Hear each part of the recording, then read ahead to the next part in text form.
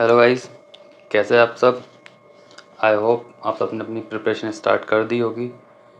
सो हम इसे और आगे बढ़ाएंगे और जितना बेटर हो सकता है आपको सपोर्ट करेंगे। So let's start guys.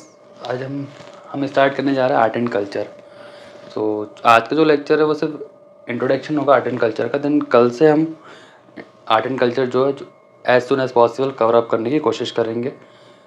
हम कोशिश करेंगे कि हम हर एक टॉपिक को डीपली कवर करें और जल्दी से जल्दी उसका सिलेबस ख़त्म करें।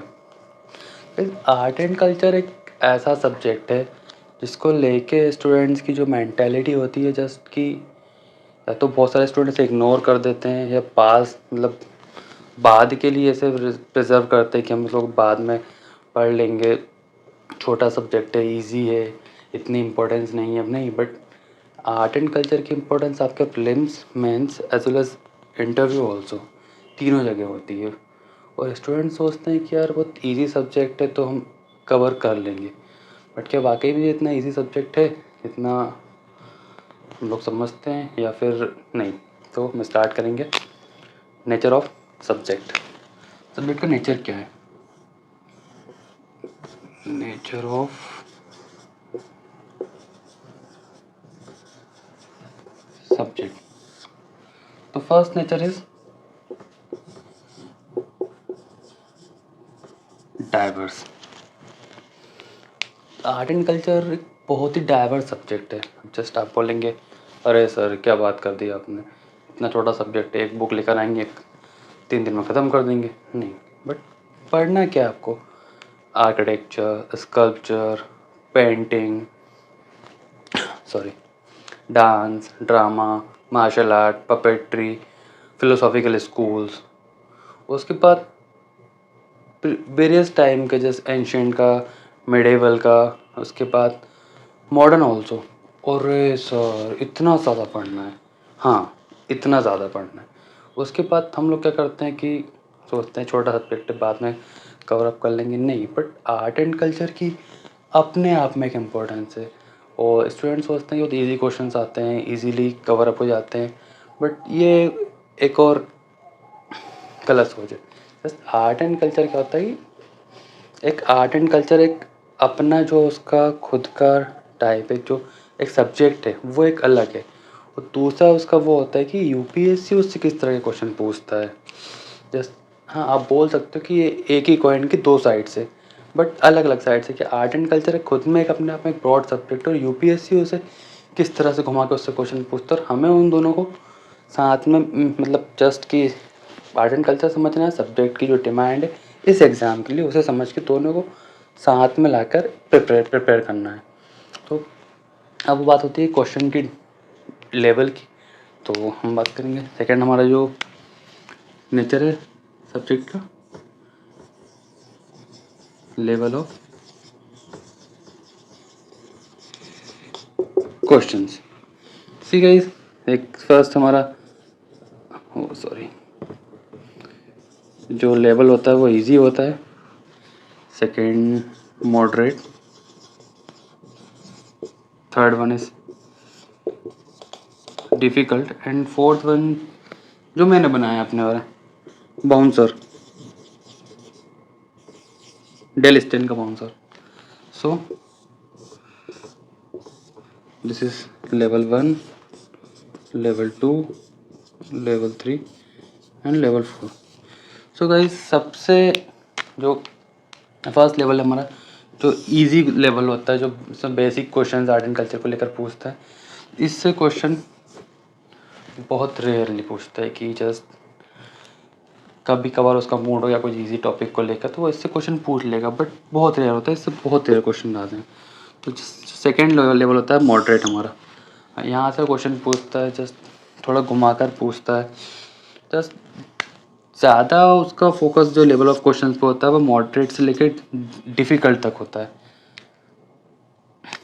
Just difficult. तो उसके बाद बाउंसर जो एक्सट्रीम लेवल ऑफ डिफ़िकल्ट होता है, जहाँ तक शायद कभी कभी जाता है बट फोकस करके पहुँचने की कोशिश करता है। तो मॉडरेट और डिफ़िकल्ट लेवल पे क्यों, इजी क्यों नहीं? जस्ट हमें लगता है इजी सब्जेक्ट है तो फिर उस लेवल से डायरेक्ट क्वेश्चन क्यों नहीं पूछता है? बिकॉज एक तो सब्जेक्ट की अपनी इम्पोर्टेंस है, हमारा खुद का जो इतना बड़ा ब्रॉड हिस्ट्री है, तो वो अपने इम्पोर्टेंस अपने उसमें रखता है कल्चर। और सेकेंड चीज़ होती है जस्ट स्टूडेंट की मैंटालिटी, कि वो फोकस करते हैं, सोचते हैं कि ये इजी सब्जेक्ट है तो इजीली कवर अप हो जाएगा, लास्ट में कुछ टाइम देख लेंगे प्रीलिम से पहले या मेन से पहले। तो बट जब एग्ज़ाम हॉल में जाकर वो देखते हैं तो जस्ट वो होता है ना कि हाँ, ये तुमने पढ़ा ही नहीं था, कहाँ से क्वेश्चन आ गया, ऐसा थोड़ी ना होता, आर्ट एंड कल्चर में तो था ही नहीं किसी बुक में। तो वो एक अलग चीज़ हो जाती है। तो इसलिए वो इस लेवल पर क्वेश्चन पूछने की कोशिश करता है। अगर आप ना वो ना तो आप पुराने क्वेश्चन उठाकर देख सकते हैं। उसके बाद जस्ट गाइस, जो हमारा नेक्स्ट लेवल होता नेचर होता है सब्जेक्ट का, वो होता है मल्टीपल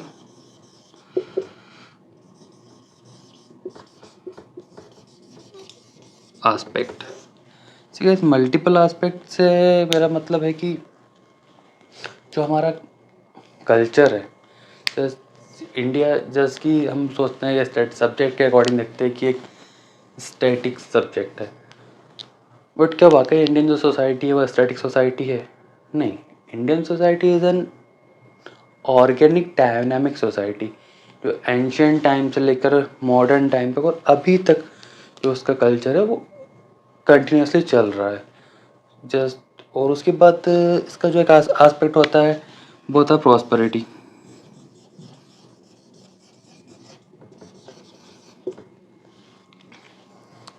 अगर हम पास्ट की बात कर रहे हैं, जस्ट एंशियंट और मिडिवल टाइम की, तो India was called golden sparrow, सोने की चिड़िया इंडिया को बोला जाता था। तो क्या रीज़न है कि why Britishers came to India, why Mughals came to India, Dutch, फ्रांसीसीज एंड अदर जो इन्वेडर्स थे वो इंडिया क्यों आए, किसी और जगह क्यों नहीं गए? क्या रीज़न है? तो जो इंडिया की प्रॉस्पेरिटी थी, इस उन उस प्रॉस्पेरिटी ने उन लोगों को यहाँ पर अट्रैक्ट किया। जस्ट ड्रेन ऑफ वेल्थ, दादा भाई नौरोजी की बुक है ड्रेन ऑफ वेल्थ। वो रीज़न है कि जो इतने सारे इन्वेडर्स थे वो लोग इंडिया की तरफ अट्रैक्ट हुए। और सेकेंड चीज़ ये होती है गाइस कि अगर हम किसी इंसान को देखें कि जिसके पास खुद का 2 वक्त का खाना या अपनी जो बेसिक नीड्स है उनको पूरा करने के लिए पैसा नहीं है, तो उसका जो फोकस होगा वो अपनी बेसिक नीड्स को पूरा करने के लिए होगा, कि वो जैसा जॉब करता है या कहीं से अपने लिए अपनी लाइवलीहुड या अपनी फैमिली की लाइवलीहुड के लिए कोशिश करता है, सिर्फ अपने जो बेसिक नीड्स है उन्हें पूरा करने के लिए कोशिश करेगा। तो अगर हम उससे उम्मीद करें कि भाई तुम्हारी बेसिक नीड्स पूरी नहीं हो पा रही और आप आओ और पेंटिंग बनवाओ अपनी, या म्यूज़िक सीखो, या एक कल्चर इस आर्ट को फॉर्म को आगे बढ़ाओ, तो वो उसके लिए पॉसिबल नहीं है। तो जो कुछ पास्ट में जो पुअर कंट्रीज़ थी उनका कल्चर इतना डेवलप नहीं हुआ as comparison to India. India का कल्चर इसलिए इतना डेवलप हुआ, आर्ट फॉर्म में इतना ज़्यादा डेवलपमेंट किया, क्योंकि हमारी जो कंट्री थी इट वॉज सो, इसकी जो प्रॉस्पेरिटी थी बहुत ज़्यादा थी।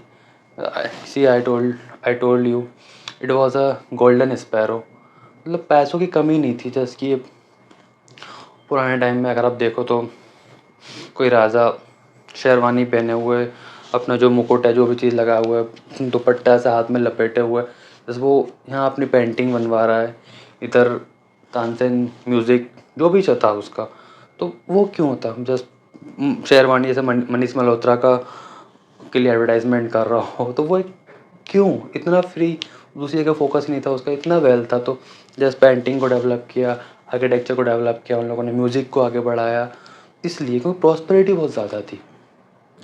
सो उसके बाद हम लोग डिस्कस करते हैं कॉम्प्लेक्सिटी।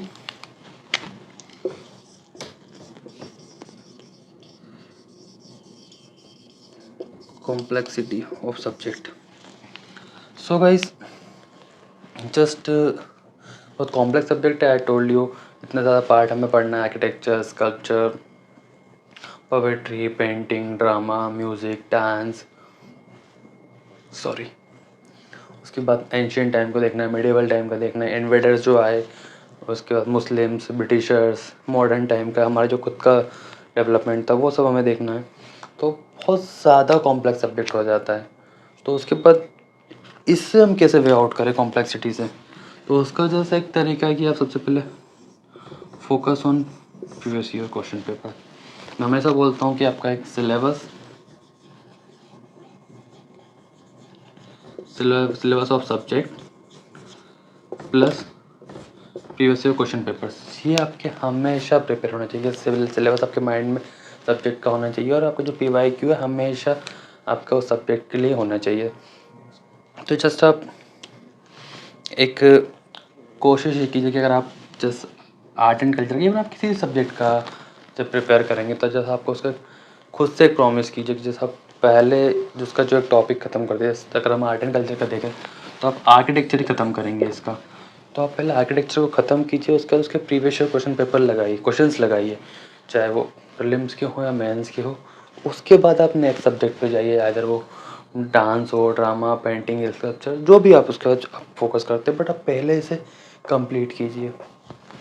ठीक है, टेस्ट सीरीज़ के लिए स्टूडेंट्स बोलते हैं कि हम लोग पहले प्रिपरेशन कर लेते हैं, उसके बाद टेस्ट पे फोकस करेंगे, सॉरी, सब्जेक्ट को ख़त्म करते हैं उसके बाद टेस्ट पे फोकस करेंगे, तो ठीक है। बट आप एक सब्जेक्ट के साथ उसके जो प्रीवियस ईयर क्वेश्चंस हैं उन्हें तो एक टॉपिक के साथ आप ख़त्म कर ही सकते हैं कि आपने जैसे एक टॉपिक ख़त्म किया, उसके बाद जो आपके प्रीवियस ईयर क्वेश्चन है उस पर्टिकुलर टॉपिक के लिए आप उन्हें तो आप ख़त्म कर सकते हैं ना।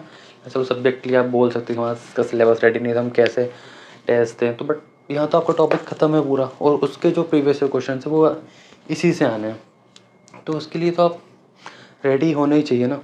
इसके बाद सेकेंड चीज़ होती है प्लानिंग।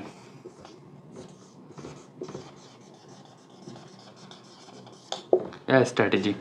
सी गाइस, हमेशा बोलता हूँ कि without planning you can't survive in this exam. मतलब आप जस्ट बोल सकते हैं ना कि आप किसी कोलंबस जस्ट निकला था इंडिया की खोज के लिए और पहुँच गया वहाँ US, तो वो हुआ कि आप निकल किसी और जगह एक चीज़ के लिए रहे हो, आप पहुँच कहीं और जाओगे विदाउट प्लानिंग। तो आपको बाय प्लानिंग, यही सब्जेक्ट नहीं, आपको हर सब्जेक्ट को बाय प्लानिंग ख़त्म करना है। जस्ट प्रीवियस क्वेश्चन पेपर आपका प्लानिंग। और एक और चीज़,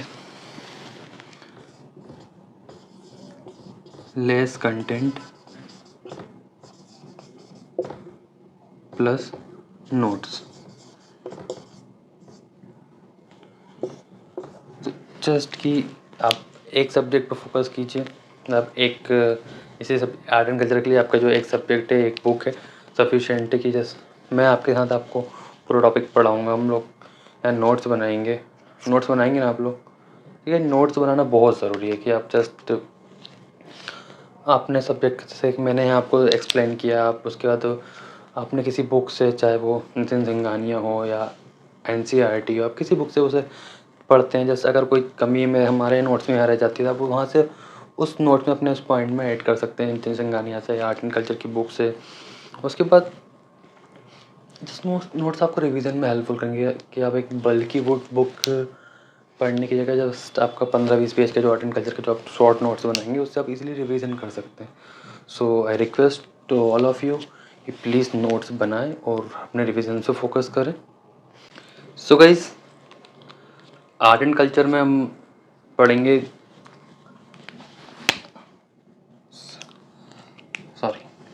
आर्किटेक्चर में हम लोग कैप्स देखेंगे, स्तूपास, टेम्पल, सल्तनत टाइम का जो आर्किटेक्चर है वो, Mughal architecture, plus also British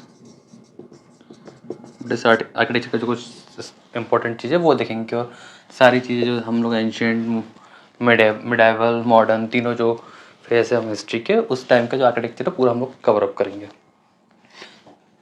just art जो है सिर्फ जस्ट विजुअल आर्ट के पार्ट में आता है। उसके बाद विजुअल आर्ट में एक और चीज़ आती है स्कल्पचर में हम लोग स्टोन्स जो स्कल्पचर है, पिलर्स, ब्रोंज, मेटल्स के बने हुए जो स्कल्पचर है वो हम लोग देखेंगे। उसके बाद one thing is more important of visual arts, it is painting. तो पेंटिंग जो प्री हिस्टोरिक पेंटिंग है, जस्ट आदि मानव के टाइम की, वो हम लोग देखेंगे। नॉर्मल पेंटिंग जो केव्स में जो पेंटिंग थी, जो लोग एंशिएंट टाइम में केव्स में रहते थे, जब वो लोग जो पेंटिंग करते थे वो पेंटिंग हम देखेंगे। और जस्ट पेंटिंग का जो सबसे ज़्यादा इम्पोर्टेंट फेस है, सबसे ज़्यादा पेंटिंग को बढ़ाया वो मुग़ल टाइम में, जो वही सेम चीज़ कि पूरी कंट्री पे रूल था, इतना ज़्यादा कोई टेंशन था नहीं, वेल्थ बहुत ज़्यादा थी, तो बस महाराज में जो मनीष मल्होत्रा की शेरवानी का ऐड किया करते थे, सामने पेंटिंग, बस म्यूज़िक चल रहा है, यहाँ पेंटिंग बन रही है, तो इतना इसलिए। बट हमारे कल्चर के लिए वो बहुत इंपॉर्टेंट चीज़ है कि उन लोगों ने उस चीज़ पे फोकस किया और उसे वर्ल्ड वाइड एक इम्पोर्टेंस हमारे कल्चर को दिल पाई, तो हम यहाँ फोकस करेंगे। देन सेकंड पार्ट होता है आर्ट का, परफॉर्मिंग आर्ट्स। तो विजुअल पार्ट जो होता है जो हम आंखों से देख सकते हैं, बट परफॉर्मिंग आर्ट्स जो होता है जो हम परफॉर्म करते हैं। डोंट से कि theatre is also visual art, क्योंकि हम देख सकते हैं, या फिर painting is also performing art क्योंकि उसे परफॉर्म करते हैं, तो वो नहीं, वो इस पार्ट में आएगा। ये इस पार्ट में परफॉर्मिंग आर्ट्स में हम डांस देखेंगे, वेरियस टाइप्स ऑफ डांस, कहाँ कहाँ उसका ओरिजिन हुआ, क्या क्या इंपॉर्टेंस है उसकी, वो हम देखेंगे। थिएटर्स को देखेंगे हम। उसके बाद music and also martial art and बहुत सारे और भी चीज़ें, पपेट्री हो गया, ड्रामा हो गया, तो वो सारी चीज़ें हम लोग आगे फोकस करेंगे।